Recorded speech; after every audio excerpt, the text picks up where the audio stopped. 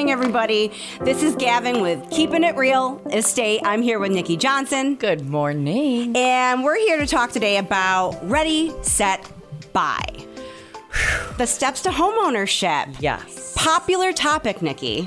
This is not only a very popular topic, but I think a lot of people have a lot of questions about something in regards to buying and or selling fresh off of knowing nothing. Absolutely. And so understand, guys, that we know there's a lot to unpack here. We want your questions. We expect your questions.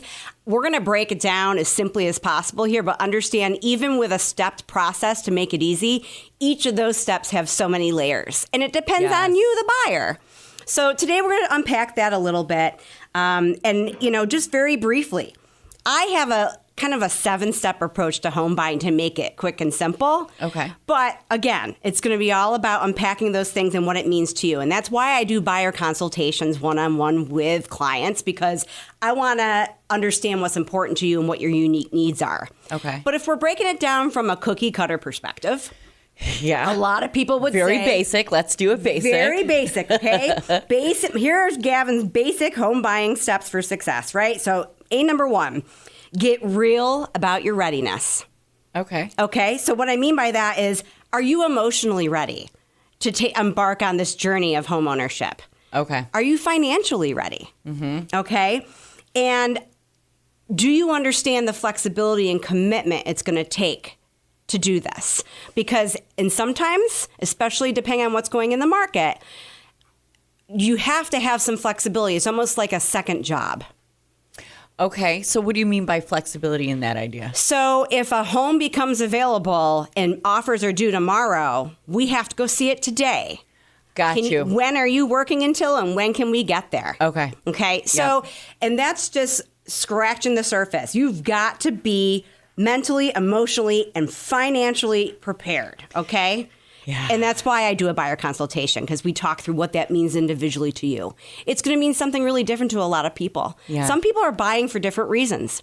Some people are first-time home buyers. Some people are buying because there's something that's happened in their life. Okay. Death, divorce, diapers. Got you. Diaspora, yes. Dumpsters, renovation. So there's all those things. So number 1, get real about getting ready. And we're going to talk about what that means for you. Okay. Number 2, and I would say it competes with number 1, get pre-approved.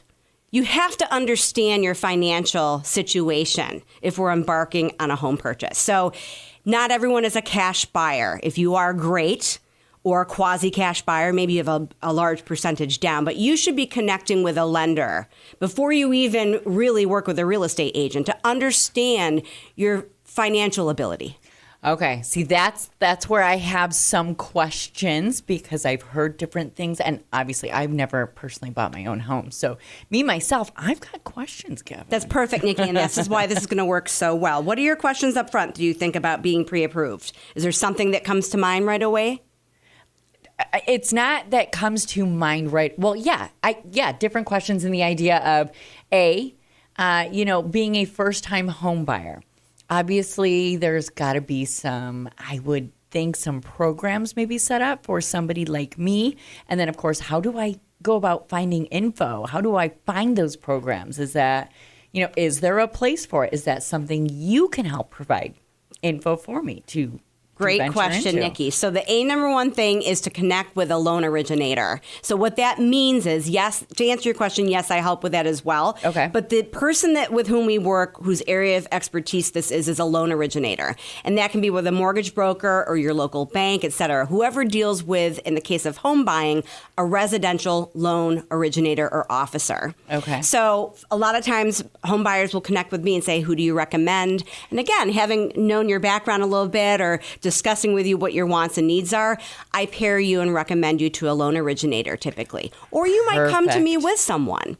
And so they're going to talk to you about a variety of programs that might be available for first-time home buyers. Okay. There might be grants, et cetera, available. And they're also going to talk about different loan products. I'm going to keep it right there right now because we'll do a whole other episode on financing at some point. No, that's good. I'm excited for that one. I feel like a lot of people, unfortunately, that's where they're first going to focus, whether you recommend it or not, just because they really are scared about that to be Understood. able to potentially even look into buying a home. But Understood. Yeah, I'm excited for that. And that really, like I said, that competes with step number one, because until you know your budget, we have no business looking at homes.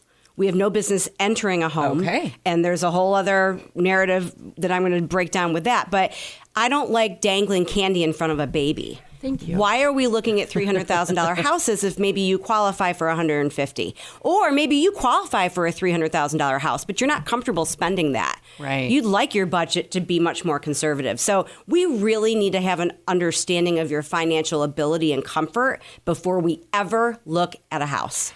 Thank you. I really like, and I know I speak for so many people listening in right now. Thank you. Yeah. That is a very, very good. Look at Gavin looking out for all of us. And how do you know? And here's the other thing. A lot of times folks will say, well, my Aunt Sally told me this. Well, when my grandmother bought, well, my neighbor. Yes. Okay, in what market did they buy and what was the average sales price then? The market's always changing. So that's why we have to be responsive with your financing and do that right away. Nope, so that's good. step 2. Step 3, hire the right agent. And notice that I said hire. Okay. Buyers, you should be interviewing all different types of agents to see what the best fit is for you. Okay. So good agents are not just door openers. They're not just yes people. You should be interviewing agents that are going to make sure that they understand your needs and wants and ability. And you have to understand that this is a working relationship. It's a relationship. Right. So what's the communication like? Do you have similar forms of communication? Are they available when you need them to be available? And vice versa. What is their track record? What is their specialty? What are they good at? Is that going to work well for what your needs are as a buyer? What does this particular agent have to say about the market and strategies for your success as a home buyer versus somebody else? So I think it's really important because buyers, you're going to learn something every single time you sit with an agent. That's the beauty of this business. Yeah. And we're so fortunate to have so many great agents in our area. Don't just show up on the property and think they're a door opener and you're going to get a house that day.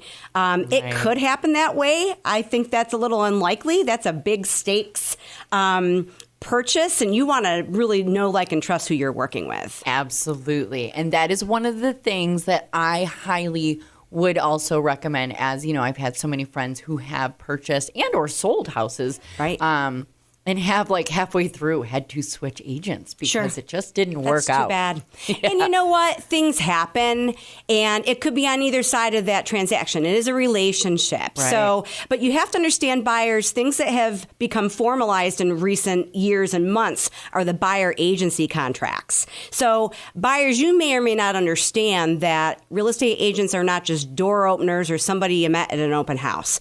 To be able to view a property in a private showing, you have to have a buyer agency contract. You have to be contractually obligated to an agent. And so as part of your interviewing process, that should be something that you're asking agents about. And you're negotiating their payment. And everyone, record scratch. What? I have to pay my agent? Yes, real estate agents don't work for free. I don't know many specialists that work for free. Right. And I think what's come to light in recent years is that it's always been assumed that sellers are picking up the tab for the agents on a transaction. And that's never been the case. It may have been what people experienced, depending on what's going on in the market.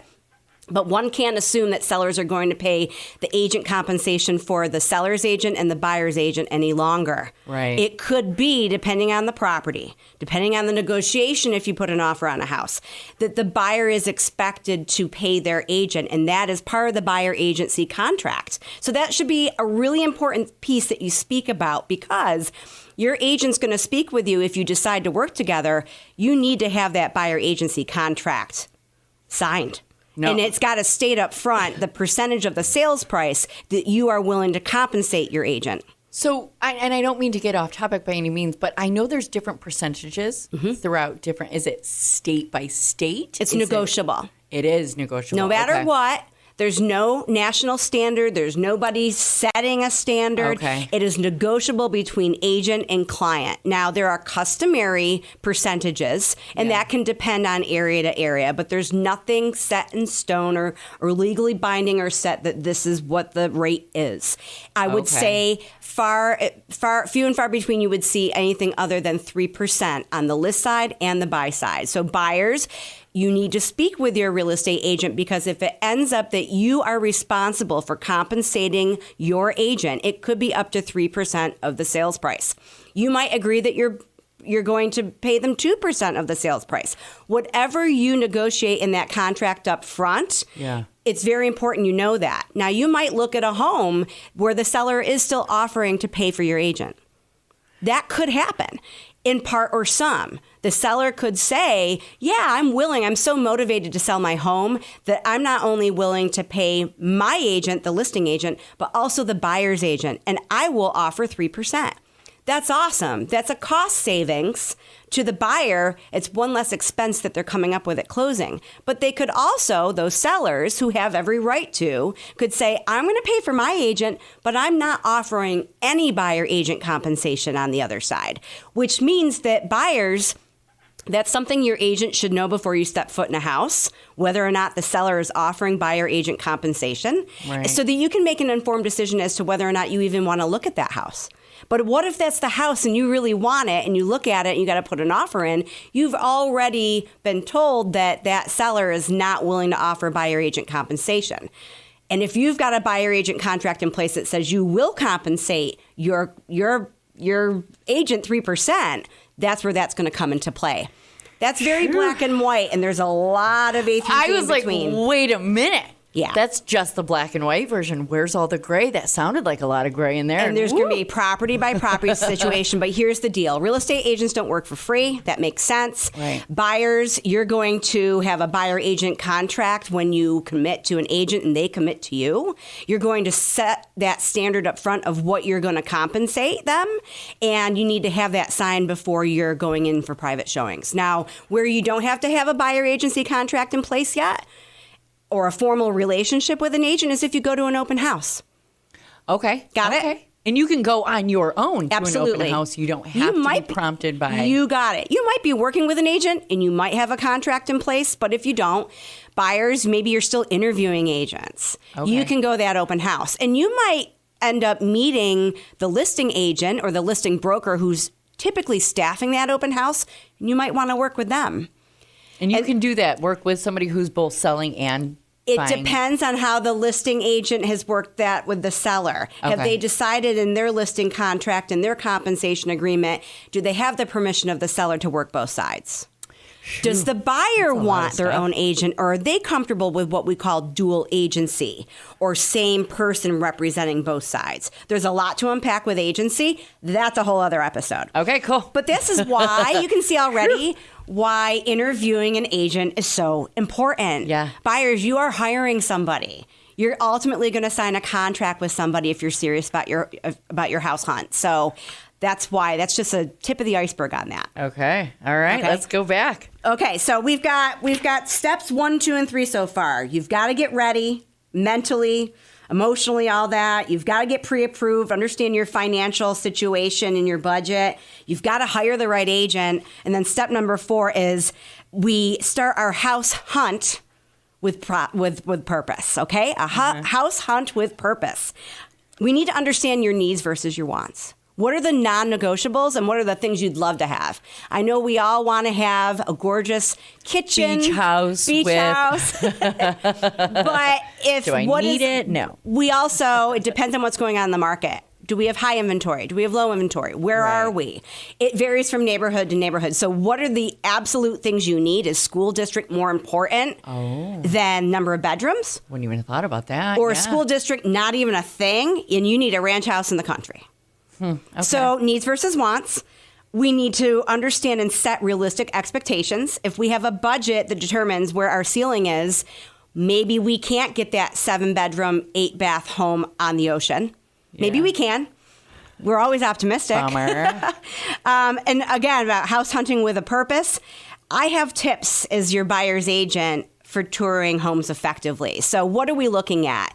Are we looking at it's meeting your basic criteria? It's got the 3 bedrooms that you said were non-negotiable. It's got a bath and a half. Is there room for a second bath if we need it?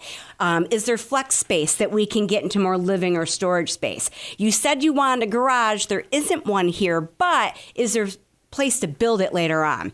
All of those tips and tricks of really looking at and evaluating a house. So house hunting with a purpose. Okay. Okay, that's step number 4. Yeah. Okay. Wow, only 4. Okay, what else? We ready for step 5? Yeah, I guess. Step 5 is we finally make an offer. Okay. Okay, and again, that can be its own episode. So once we know we want to make an offer, how do we know when we're ready? If it checks 80% of your boxes or your must-haves in a home, I would say it's time to make the offer.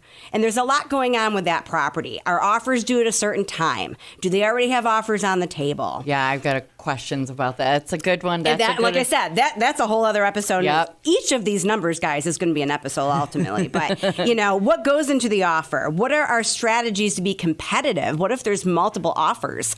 How are we going to make our offer stand out if this is the house and we've got to have it? Right. So there's a lot of nuances to that. There's also a lot of forms. Purchase offers are like 26 pages long. So when I meet my buyers for the first time, we talk about a lot of the things we're talking about right now, but I also send them home with all of the purchase contract stuff. So they could take their time and That's right. process what they're reading. I'm not going to force underneath your nose in a high stakes situation under pressure with a time constraint to say, hey, sign here. Exactly. Now, that's scary. And it's all about time and things move fast and you've got to be ready. So that's why I really recommend that you interview buyer agents, you have that buyer consultation, and we really understand what these forms are. Mm-hmm. Because even when we've gone through them all, this time for this particular property, maybe this form doesn't apply. Maybe now we have to deal with a septic system and that's a different form. Ugh. Maybe we have to, I can come up with all the scenarios, but for the sake of time today, again, we'll do a whole episode on offers. Great. Okay, so step 5, make an offer. Step 6, now we're under contract to close, meaning, yay, our offer got accepted. And we're on step 6 of 7, Nici, okay? We finally got our offer accepted, right? Maybe you've missed out on a couple of homes. It's been a frustrating process, but you finally have your offer accepted on a home. The seller says, yes, good, let's go.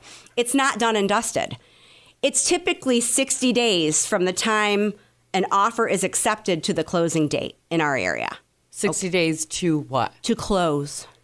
So now we're in step number 6. We're in the process of we're under contract and now we need to close the transaction. What happens in the time between my offer was accepted to I actually own this house and have keys in my hand? Okay. Yeah, a lot of things. What did you put in your offer? Was there a home inspection? Is there a well at the property? Do we need that inspected? Is there a septic system at the property? Do we need that inspected? There's all of these things in terms of home inspections and what I call buyer's due diligence. That's the first 2 to 3 weeks once you're under contract of a lot of busy work of what's going on to get you to proceed through the contract. And it could be that it's a green light, the home inspection goes well, or if there's a lot of findings and the seller and the buyer can't agree to move forward, you might be canceling that contract and starting all over again. Well, that'll be an interesting topic for sure. Right? Looking forward to that. So we're there. So contract to close is its own episode in general. That's where the true fun begins. Nice. We found the house, we got our offer accepted, but now we got to get home. We got to get to the closing table. There's a lot of things that happen in that. Your mortgage commitment has to happen. The lender that you're working with has to say the house is worth what it is. Yeah. There's a lot there. Step number 7 is closing day. Okay, so that's the day we want. Celebrate. That's the step everybody looks forward to. But look at the steps that we have to do to get there. And that's, we can unpack that in a different thing too. And I've got my steps to get there and my pro tips on that. But look at all the things necessary to get to the point where you actually get the keys to go to your house, buyers. That's what's important. That's a lot of stuff we just talked about today. And I'm curious, as our time is coming to an end, if, of course, you have any questions, although we are going to get into detail about everything we talked about today. So hopefully we will be able to. But, of course, if you ever have ever have any questions, again, you can email us here at WBTA, feedback@WBTAI.com, calendar@WBTAI.com. You can call us, you can stop down, you can drop stuff off, you can mail something in, as some people really like to do. We want to hear from you. We want to be Absolutely. helpful. Absolutely.